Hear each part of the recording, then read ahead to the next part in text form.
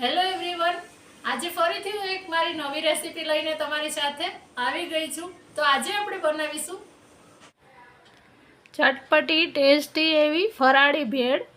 તો શ્રાવણ માસ ચાલુ છે, એમાં વ્રત ઉપવાસ કરતા હોય અથવા તો સોમવાર કે પછી બીજા પણ વ્રત કરતા હોય તો એમાં ખાઈ શકાય એવી ટેસ્ટી 2 મિનિટની અંદર બની જાય એવી આપણી ફરાળી ભેળ બનાવીશું. તો અત્યારે મેં એક બાઉલ લીધું છે, એની અંદર આપણે પહેલાં મેં બાફેલા બટાકા લીધા છે.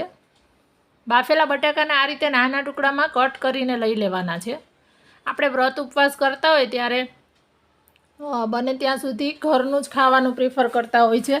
તો એવા ટાઈમે આપણે બહારથી લાવવાને બદલે ઘરે ફટાફટ બની જાય એ માટે આજે આપણે આ ભેળ બનાવીશું. અને તમે કોઈ પણ નાના બાળકો પણ બનાવી લેશે એટલી સરસ આ ટેસ્ટી અને ઇઝી રેસીપી છે.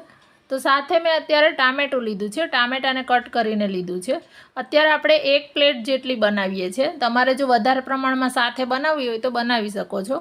હવે મેં આ ગ્રીન ચટણી લીધી છે, કોથમીર મરચાંની, આદુ મરચાં, ખાંડ, લીંબુ, કોથમીર એ બધું લઈ અને ગ્રીન ચટણી, અને મેં ખજૂર આમલીની જે મીઠી ચટણી હોય છે એ 1 ચમચી લીધી છે. સાથે જ મેં ફરાળી ચેવડો જે આવે છે એ લીધો છે. મેં અત્યારે 2 જાતના ફરાળી ચેવડા લીધા છે. એક જે બાલાજીનો આવે છે એ લીધો છે, અને બીજો જે હલ્દીરામનો ડ્રાયફ્રૂટ્સવાળો આવે છે એનો ક્રંચ બહુ સરસ લાગે છે, એટલા માટે એ લીધો છે.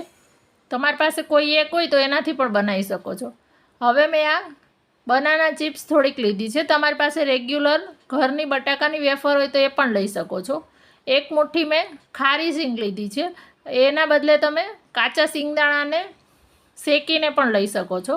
ત્યાર પછી મેં કોથમીર લીધી છે 2 મોટી ચમચી જેટલી. આમાં કોથમીરનો પ્રમાણ થોડુંક આગળ પડતું રાખવાનું, એનાથી એનો સ્વાદ સરસ લાગશે. હવે એમાં સ્વાદ પ્રમાણે મીઠું લેવાનું છે. તમે વ્રતમાં જે મીઠું ખાતા હોય એ તમારે લઈ લેવાનું, અને આમાંથી પણ વ્રતમાં તમે કોઈ વસ્તુ ના ખાતા હોય તો તમારે સ્કીપ કરી દેવાની.